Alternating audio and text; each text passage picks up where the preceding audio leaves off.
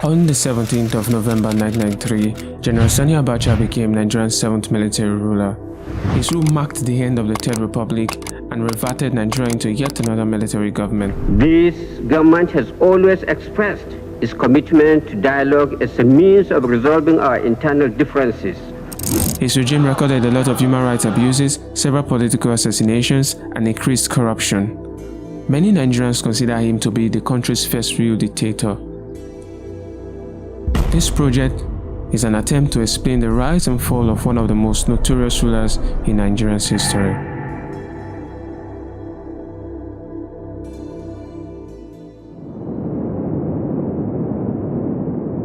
On August 27, 1985, Major General Ibrahim Babangida becomes head of state. He overthrows Major General Muhammadu Buhari in a palace coup.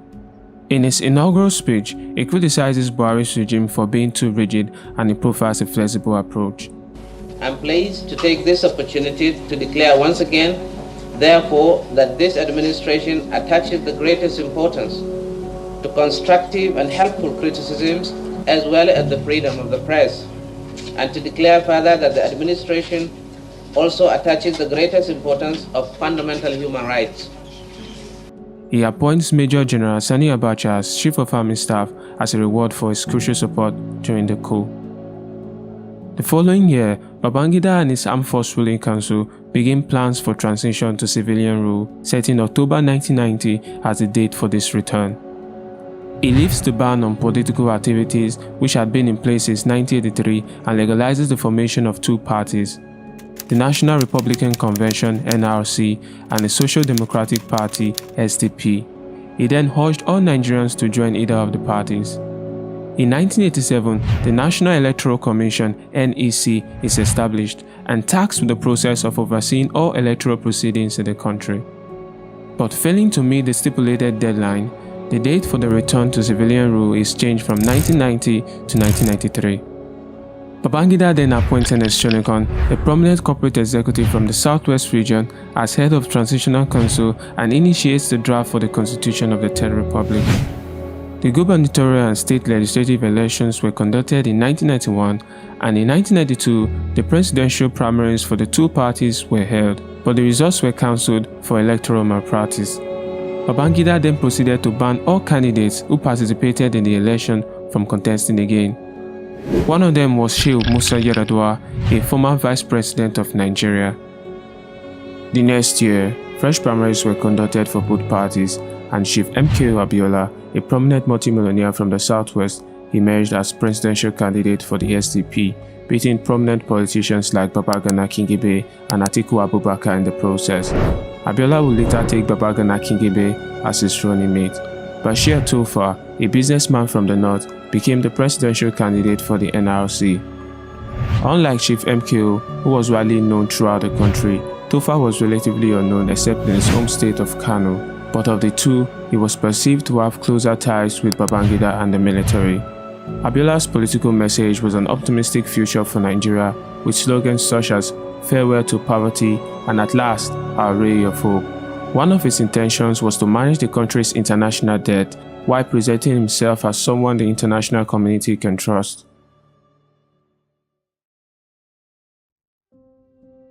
On the 12th of June 1993, the NEC, led by Professor Humphrey Nwosu, organized one of the freest and the fairest elections in the country's history. It made use of the system of voting called Option A4, which allowed voters to vote in the open. And even though the turnout was low, no episode of serious violence was recorded. 2 days later, the first batch of the election result was announced. Abiola wins 19 of 30 states and the Federal Capital Territory. This included all the states in the southwest, 3 of the 7 states of the southeast, 5 of the 9 northern states including Kano, Tofa's home state, and 4 out of the 7 states in the middle belt. In the end, Abiola won by a 58% majority, 8.3 million to Tofa's 5.9 million, becoming the first Southerner to secure the national mandate freely and fairly. However, this euphoria did not last long. On the 24th of June 1993, General Ibrahim Babangida annulled the election, citing the issue of vote buying and national security concerns as reasons. It is true that the presidential election was generally seen to be free, fair, and peaceful. However, there was in fact a huge array of electoral malpractices virtually in all the states of the Federation. The country is thrown into chaos and widespread protests break out. Over 100 pro-Abiola demonstrators will be killed. Babangida's military government then proceeded to terminate all activities of the NEC, shut down media houses, and issued decrees preventing court cases on the annulled elections. Former military rulers Olusegun Obasanjo and Muhammadu Buhari and 10 other former generals issued a joint statement demanding the removal of Babangida from power. And on the 26th of August 1993, bowing to pressures from his inner circle, General Ibrahim Babangida placed the country in the hands of an interim government led by Ernest Shonekan and resigned from office.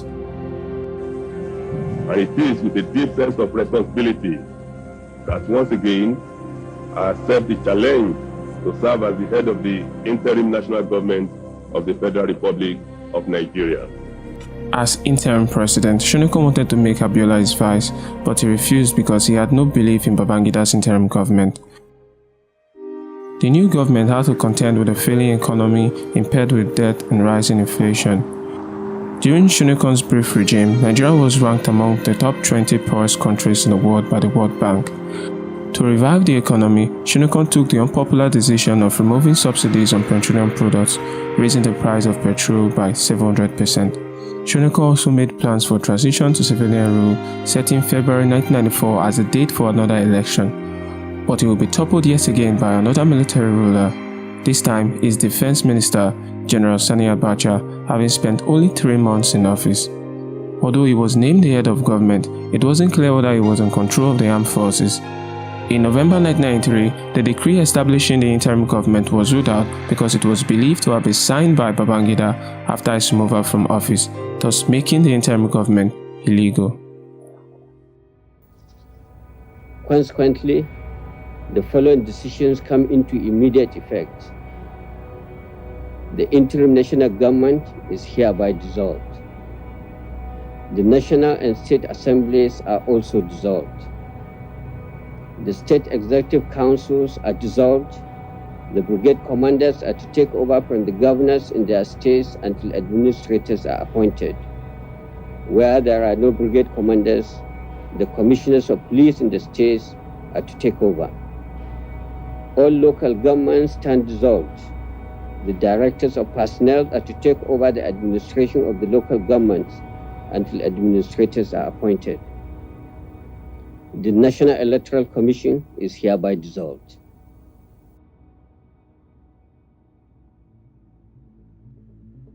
The new military ruler, General Sani Abacha, was born in Kano, in the northern part of Nigeria, on the 20th of September 1943. He joined the army in 1962 after leaving the government college Kano.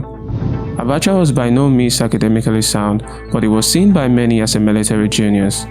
In 1993, he became the first Nigerian military officer to attain a full general rank without skipping a single rank, becoming second lieutenant in 1963, lieutenant in 1966, captain in 1967, major in 1969, lieutenant colonel in 1972, colonel in 1975, brigadier general in 1980, major general in 1984, lieutenant general in 1987, and general in 1990.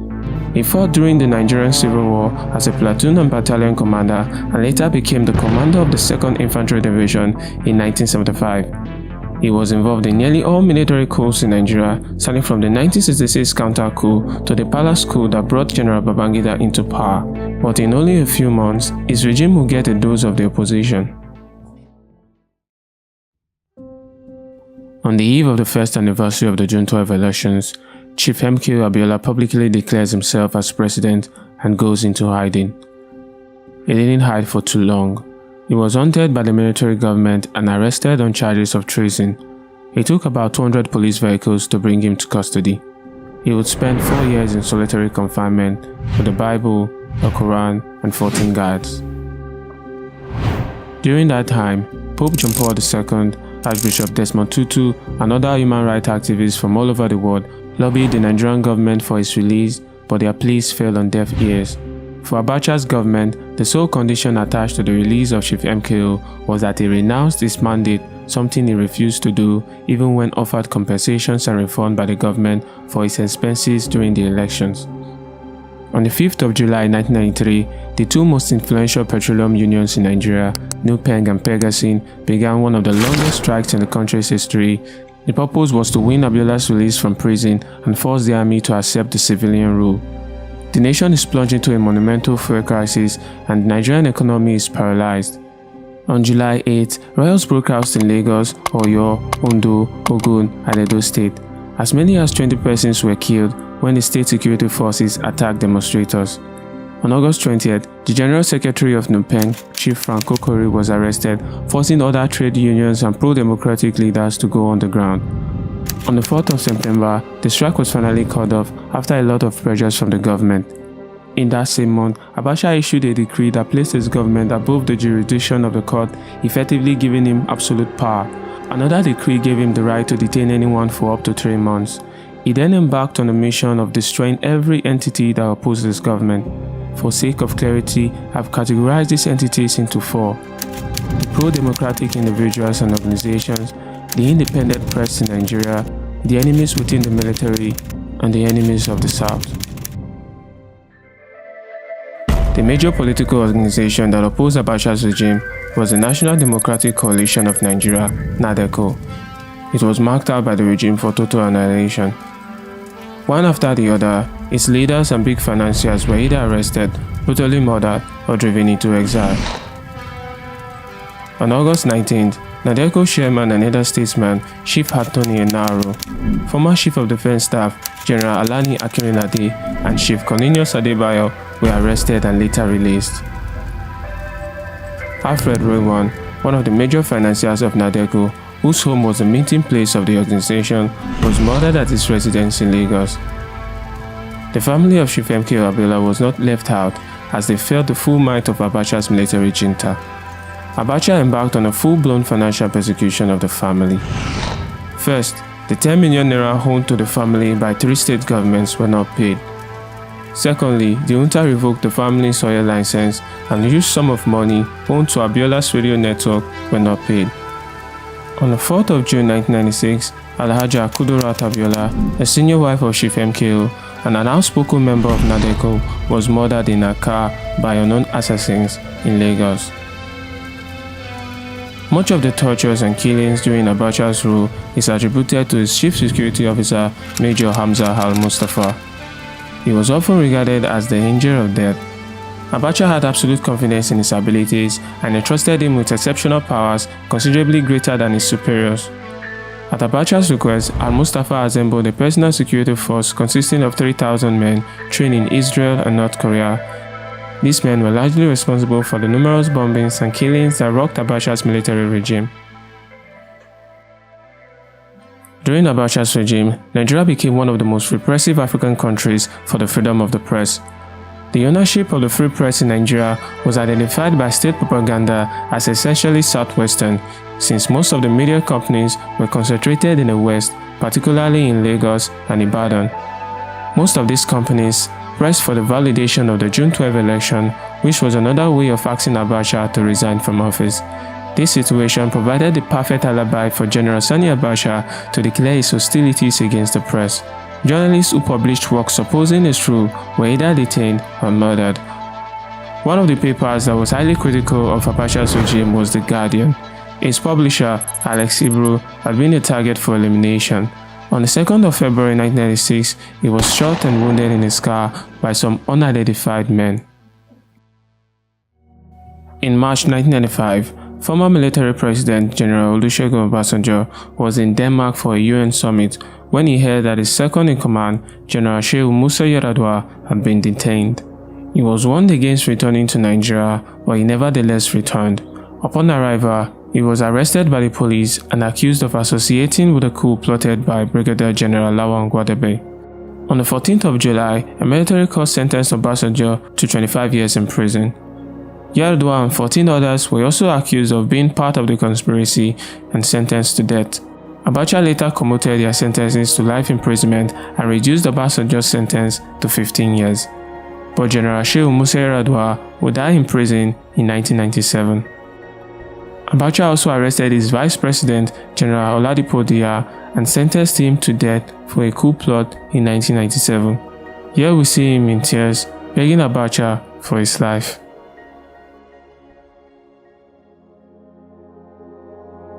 Perhaps the most unforgettable story of Abacha's human rights violations comes from southern Nigeria.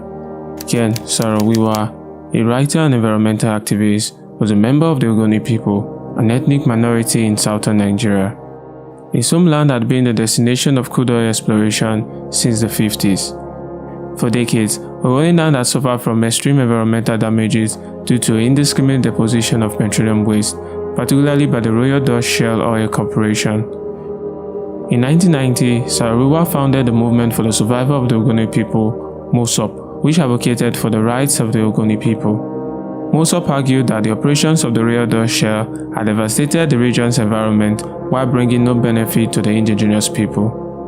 In January 1993, MOSOP organized a peaceful march to voice their complaints to the government.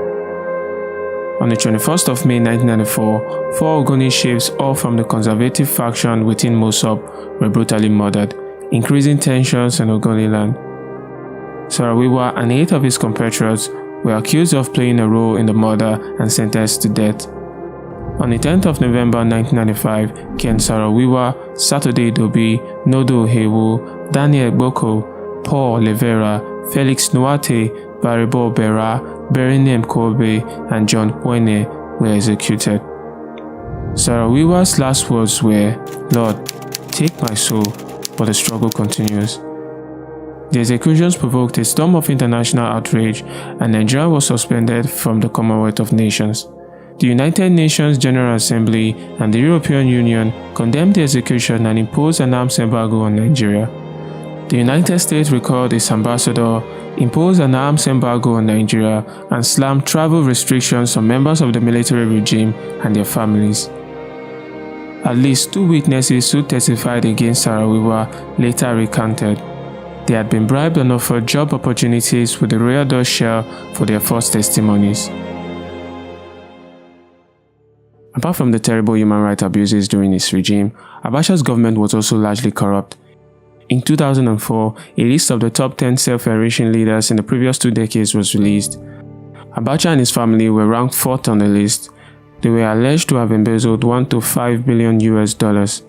In September 1999, a Swiss lawyer by the name of Enrico Mofreni was assigned to get hold of the money stolen by Abacha. He found out that more than $1.5 billion was stolen by General Abacha and his associates. Between 2005 and 2007, the total sum of $508 million found in his several family Swiss bank accounts were returned to Nigeria.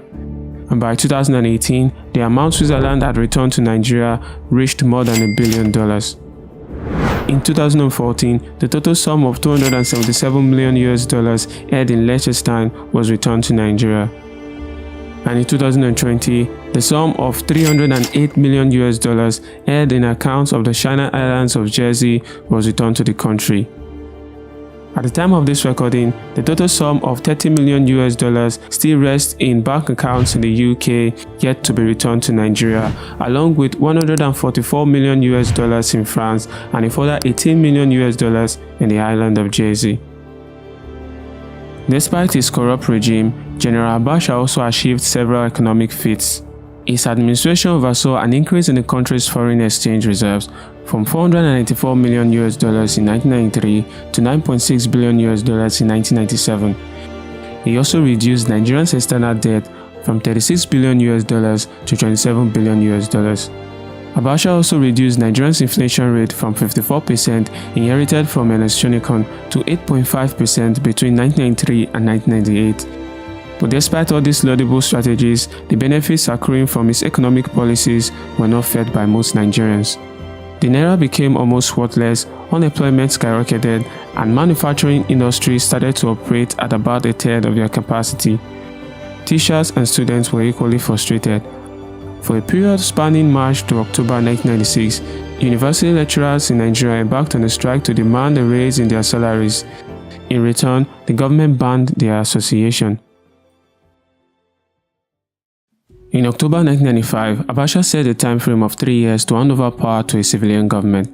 he published a multi-phase political program that included creating more states and local government, conducting local elections on a zero-party basis, lifting a ban on political activities, formation of parties, and conducting the presidential elections, finally resulting in the handover of power to an elected civilian president in 1998. In January 1996, the regime gave the legal backing to the National Electoral Commission of Nigeria, NELCON, to conduct the elections. NELCON organized the zero-party local elections in 1996 and began the process of registering political parties later that year. But with just a few months to the polls, all political parties nominated Abacha as their presidential candidate. However, Abacha would never live to see this plan come to fruition. General Sani Abacha died on the 8th of June 1998 in the presidential villa, Abuja, at the age of 54. His cause of death remains a mystery because he was buried without an official autopsy. This has fueled many speculations that he might have been poisoned. However, the federal government identified the cause of death as a sudden heart attack. About a month later, Chief MKO Abiola, the winner of the June 12, 1993 elections, died of a severe long-standing disease of the heart on the 7th of July 1998, the day he was due to be released at age 60. In response to the news of Abiola's death, widespread highway riots broke out in most western cities across Nigeria, particularly in Ogun, Abiola's home state. On the 20th of July 1998, the new head of state, General Abusalami Abubakar, unveiled his political transition program and declared May 29, 1999 as the handover date to civilian rule. He then proceeded to cancel all elections, dissolve NECON, free all detainees held by Abacha's regime, drop all charges against exiles, and make a government commitment to respect human rights. On the 29th of May 1999, Chief Olusegun Obasanjo, the man who had been imprisoned by Abacha, became the first president of the Fourth Republic of Nigeria. Years later, in an interview with the New York Times, General Babangida admitted that he now regards the decision to annul the June 12 elections as an unfortunate one, given its consequences. Reflecting on Babangida's decision to annul the June 12 elections, it may be safe to say that we may never have had the likes of General Sani Abacha as head of state, and all those who died during Abacha's not-so-good regime might still be alive today if he never annulled the elections. As for the person of General Sani Abacha, many close to him described him as a firm leader who listened more and spoke less. He often showed little or no public emotions, but he was deeply humane. Others concluded that he saw power as an instrument of primitive accumulation and not for the good of the public. In his quest to become authoritative, he became overly authoritarian, culminating in him becoming Nigeria's most infamous leader. If you made it to the end of the video, I want to say thank you. Please don't forget to like and share and subscribe to this channel for more in-depth documentaries like this. It really helps the channel. This is a relatively new channel and we have great plans moving forward. So again, subscribe and hit the bell notifications to never miss our videos when it drops. Until I see you in the next video, goodbye.